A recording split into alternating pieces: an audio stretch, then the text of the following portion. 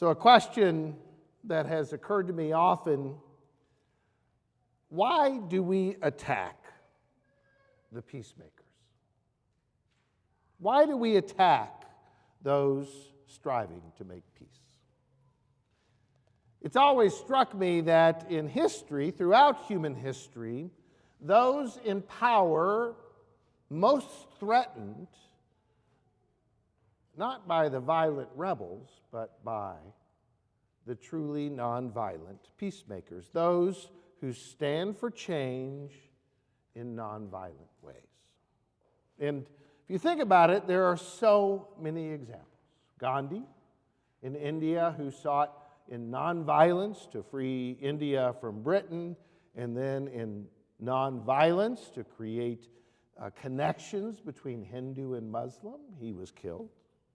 Martin Luther King is another one, a disciple of sorts of Gandhi, who in his actions in the South, who advocacy for African American rights, advocacy to change Jim Crow society, and they killed him for his peacemaking efforts.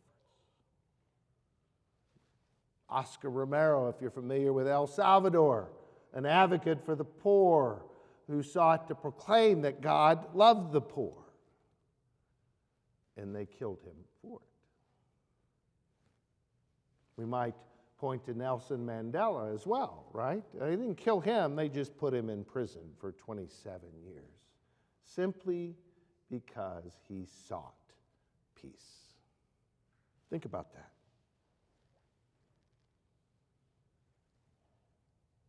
Why did they kill or attack the peacemakers? I thought about that these past few weeks, in particular because of the protesters on our college campuses here in the States and around the world. Watching these protests on many of those campuses, protests simply seeking to end the war in Gaza. And I actually have found it quite admirable that there are these young people, young folks who are standing up and speaking for the people in Palestine, far from the reality of their lives, if you think about it. Not people they know, but really speaking out about peace simply for the reason of justice and seeking peace. I find that incredibly admirable. And it's not a protest for personal gain or advocacy for themselves, but voices simply seeking to bring an end to a war killing tens of thousands of innocents. There is truly something amazing about that. And it has been reported that some of the protesters are making anti-Semitic statements, expressing hatred towards Jewish people. This certainly should be and will always be denounced, given our long history of our mistreatment, our long history of discrimination in the West, violence to people of Jewish descent. There is no excuse in seeking peace to cloak seeking peace with racial hatred of any sort. Yet, despite this characterization of the protesters, their advocacy for peace in Israel-Palestine, they've been prominently over and over speaking out against a right-wing government in Israel, indiscriminately bombing a whole population. And they're speaking out against our own country's responsibility for giving them the bombs to be used. Theirs is, I truly believe, a protest for peace at its most basic level. And to be honest, protests, even peace protests, are disruptive by nature. They challenge the status quo. They confront business as usual in order to bring our attention to, in order to confront us with our moral and ethical values and responsibilities. Things we should be wrestling with in order to seek peace, rooted in justice. It strikes me, though, that the violence that we are seeing at these protests are embodied by the state, using police, sometimes military intervention, dispersal. If there is violence at these protests, it's not the protesters, it's the government.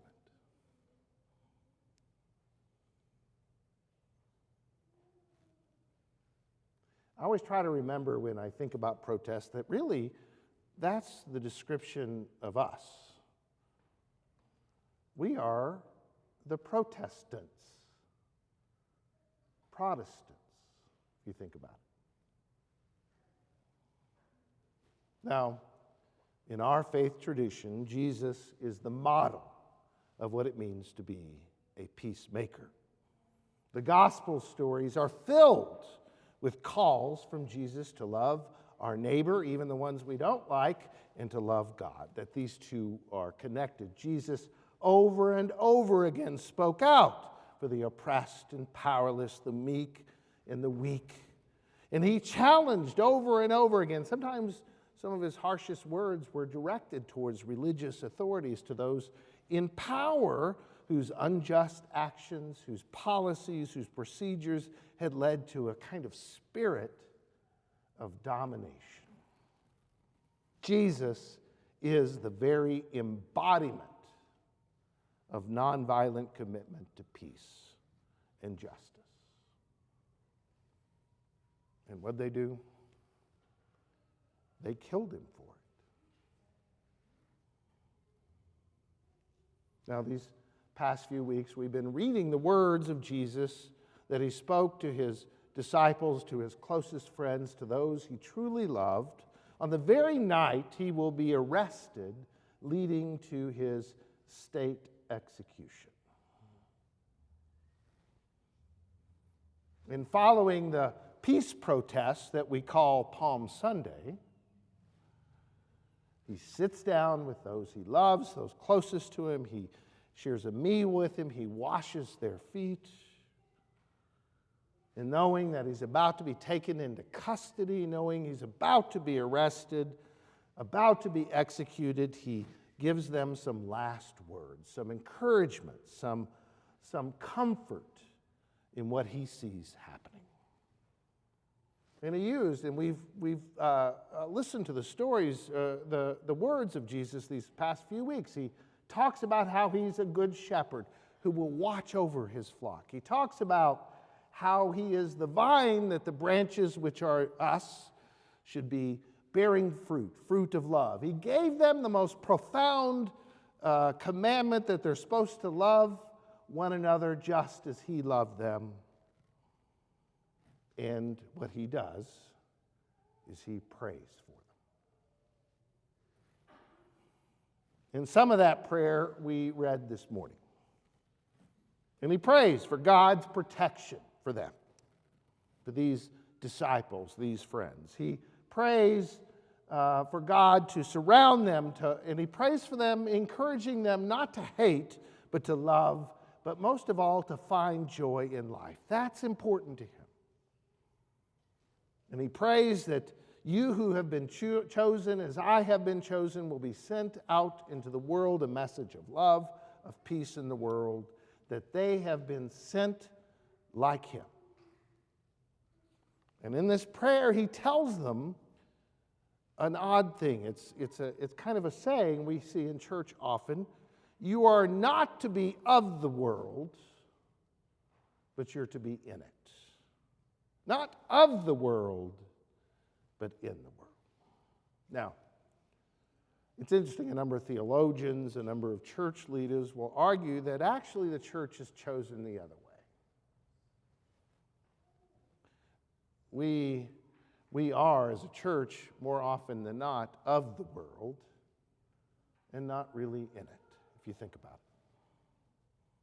it. In other words, we as a church have often reflected the values and the spirit of our broken world, a spirit of domination, a spirit of hatred and anger, of violence, reflecting the values of the world. Now, when the word world is used in this text, Jesus isn't speaking about the earth. He's talking about the world that's been created, that we have created, a kind of principalities and powers that are in charge, that have values, that have a sense of spirit around them that infiltrates our hearts and minds. And so the argument not to be of the world is not to be of that, what we might call the domination system, the sense of being part of those who rule over. To not be of that world, and yet still be in it.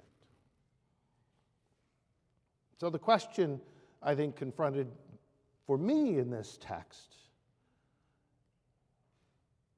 is, are we truly not of the world, but in it?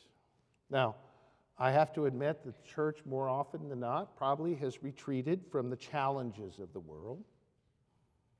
So much so that we're unable to or unwilling to really engage the issues of the world. In fact, you might have found it troubling that I started with the protesters. Does that belong in church? God, no.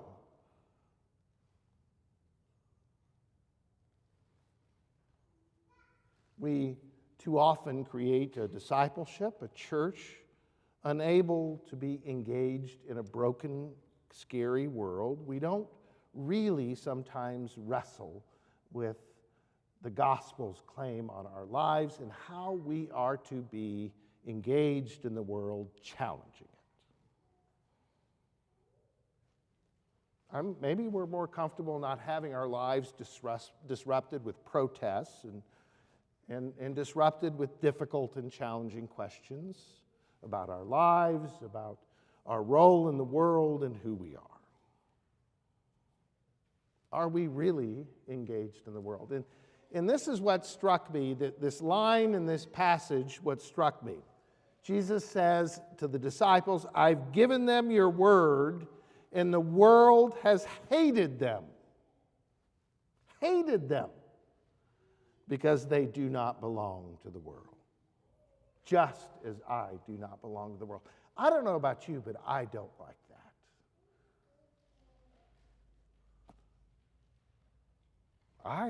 To me, I don't want to be hated. Do you? What does that mean? That if we're following Christ, we will be hated by the world. I don't know about you, but I don't think I've been hated on that often. But what strikes me about that, and I looked up the Greek word hate, and it is detested, rejected. And I have to ask myself, well, what kind of discipleship do I live that I don't find myself hated maybe by the powers that be, detested by the powers that be?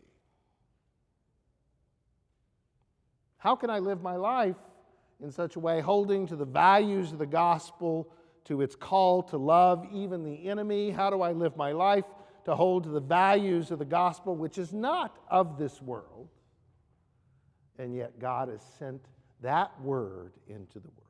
Best example I could come up with. Years ago, my first, after serving as an associate pastor in a church in Stillwater, Oklahoma, my first call I sought as a solo pastor, I was looking for a church to serve. And actually, one that came to the fore was a small church, actually a church in need of redevelopment, in a town called Owasso, Oklahoma, which is basically a suburb of Tulsa, Oklahoma.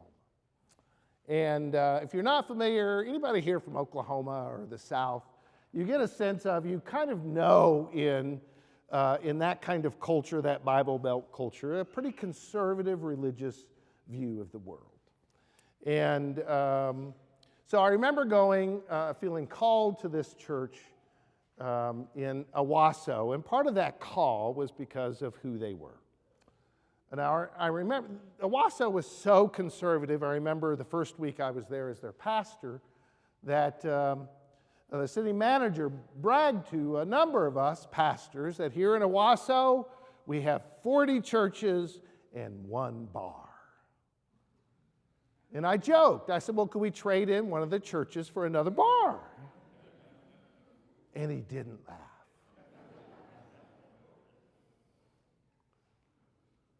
But part of the reason I was attracted to this First Presbyterian Church in Owasso was they were hosting a program, a community program called the Margaret Hudson Program. And the Margaret Hudson Program was an attempt to try to support pregnant teenagers and their children so that they could finish school. And for this Presbyterian church, this small congregation, hardly, building probably half this size, hosted the Margaret Hudson Program, where these young teenage women would come and have their class. There was a teacher on site, and they would teach because we had childcare available for them. They also got support as they were going through their pregnancy. There was a nurse on site. It was an incredible, meaningful program that supported these young women and their babies. But that Presbyterian church in Owasso was the only one of all these 40 churches that welcomed these pregnant teenagers into their doors. In fact, we had kind of a bad reputation. I think they thought of us as long-haired liberals or something like that. But part of the reason was because the Margaret Hudson Program did not advise these young pregnant women that they could not have an abortion. Did not advise these young women that that was not an option. In fact, what they did advise was, if you want to make that choice, we will support you, but we have this resource that if you want to keep your kid, we can help you do it. I remember a pastor asking me, we hear y'all are doing abortions in your restrooms. The superintendent of the schools called me.